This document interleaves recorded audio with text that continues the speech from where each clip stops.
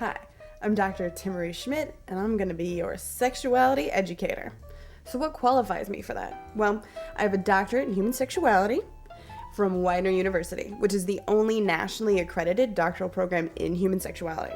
I also got my master's degree there, and while there, I helped found and I was the first chair of the Human Sexuality Education Student Organization. It's a group that still exists, does amazing work, and they just had their 6th elections for executive officers. While at Widener, I also helped found Gamma Eta Rho, which is the only international honor society for the study of human sexuality. And for that organization, I am the Counselor Laureate.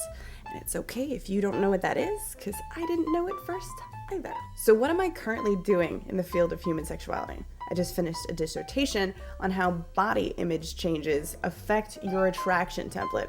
That is, if you gain or lose weight or stay the same, how does that impact who you are attracted to? But most of my effort goes into educating people about sexuality through all sorts of media. I have a podcast that's consistently rated in the top 5 noteworthy sexuality-related podcasts on iTunes. Thank you very much. And I run sexwithtimaree.com, which is a clearinghouse for sexuality information on the internet. We've got videos, links, news, contributions from sexologists from around the world, polls for readers to be engaged, and sex advice columns that I write in response to reader questions and to current events. My column is also featured on a wide variety of websites that syndicate my content.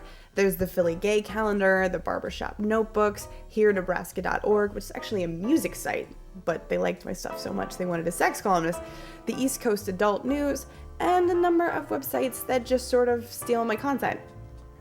I'm also involved in sexuality activism, promoting events and political action. In addition to that, I'm a performer with a fair degree of sexuality in all of my performances. I promote wildly popular Burlesque Showcase in Philadelphia and perform in it as well. I also work 7 days a week as a fitness instructor and professional dancer. And if you don't know how that's related to sexuality education, we definitely need to talk. What makes me so passionate about sexuality education that I would devote my life to it and get a doctorate in a thing that multiple people have told me is really silly? I think that sexuality is fundamental to human freedom. Anybody that impinges upon your ability to have complete sexual expression is shutting down your rights as a human. Having access to accurate health information about sexuality is fundamental. I'm passionate about people making their lives better, their relationships more equal and fulfilling, making sure that they're safe and physically protected, as well as able to make themselves happy and follow their own dreams. So what is my approach to sexuality education? Well, I like to walk the fine line between academic and fun. There's a lot of times you might go to somebody for sex advice and you get a lot of book smarts, but it's about as much fun as a dental visit. And then on the other hand, you have fun, approachable, oh, you're like Carrie Bradshaw from Sex and the City. No, I'm not. I actually know what I'm talking about. And I'm gonna walk that fine line with you. So what makes me so good at my job as a sexuality educator? Well, I put a lot of effort into being awesome. I'm smarter than the average bear, and I have that Midwestern work ethic so that I could get whatever needs done accomplished and correctly. I present, I write columns, and for the most part, I don't make any money off of it. In fact, I answer a lot of reader questions that never make it onto my website. I became a peer sexuality educator, talking to pretty much whatever group about whatever they wanted to talk about. I also was an HIV prevention counselor and tester, the person you went to and spilled your guts when you thought that there might have been a problem or just wanted to make sure that there wasn't. So why would I be a good host for a show about sexuality? Well, I'm the whole package. I've got the book smarts, I've got the degree in the actual subject, human sexuality. I don't have a degree in something else and then I decided that I'm an advice person. And in addition to this, I'm a performer. I am an actress, part-time model. I also run burlesque events and I perform at them, so I'm entirely comfortable in front of a crowd, thinking on my feet, giving my all in front of a camera. Totally comfortable with that. In addition to this, I'm not entirely unfortunate looking. So if somebody is just flipping through the channel, they may be more likely to stop on me than they would on somebody else. I can talk to anybody about anything with aplomb and accurate information. So, the practice scenario is there's a gentleman who's come to his wife about a foot fetish that he's known that he's had for a long time, but he's finally told her about it. Their sex life up to this point has been fine, but she is very resistant now that she knows about this fetish. It's very uncomfortable for her, and their sex life has diminished as a result. How would I react to this? Well, I actually have more questions than I have answers at first. I want to know more about how this foot fetish is affecting both of them. In terms of, for the guy, what does he want to have change? What would he like to have different in their sexuality? Like, does he need to have feet involved in every sexual act? Does he just want her to play along every once in a while? Does he just want to let her know? What does he want, and how can we make that happen? Additionally, what is her concern about it? Does she feel dehumanized and turned into an object by this? Does she feel like she doesn't know who he is? Is she just freaked out and has a little bit of an ooh factor? What is her concern? Is she holding back anything? Is there anything she would like him to be doing that he's not already doing? I'd want to ask all of these questions. I would want to know the whole idea of what's happening in their marriage and how it has affected their sex now, what it used to be like, what's currently happening. I need to have a little bit more info.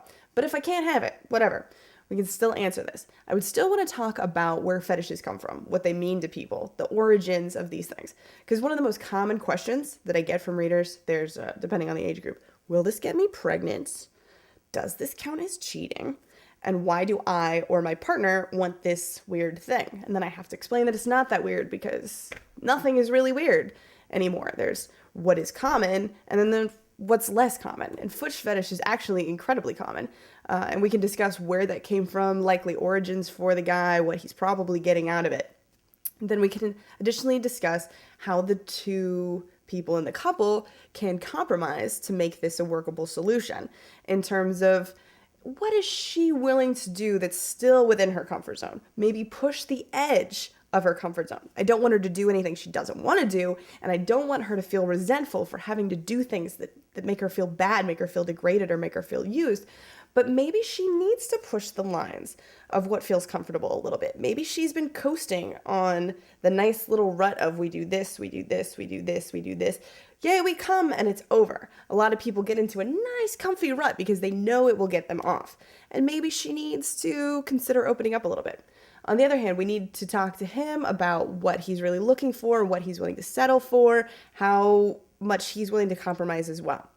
I want to give him mad props for bringing this to her, because one of the hardest things about having a fetish that you've kept inside for a really long time is finally broaching that conversation with your partner. There's a lot of fear about rejection, and it sounds like that's actually the answer that he got, that he came to her, he was honest. He didn't just keep it over in porn all by himself, and he didn't turn to sex workers in lieu of talking to her. He came to her and he opened the dialogue, and that should be rewarded, because the most basic step of solving any relationship problem is opening up the lines of communication so that everybody can say what they really want, what they're not comfortable with, and then we can form a safer space where we can experiment, find out solutions to the problem.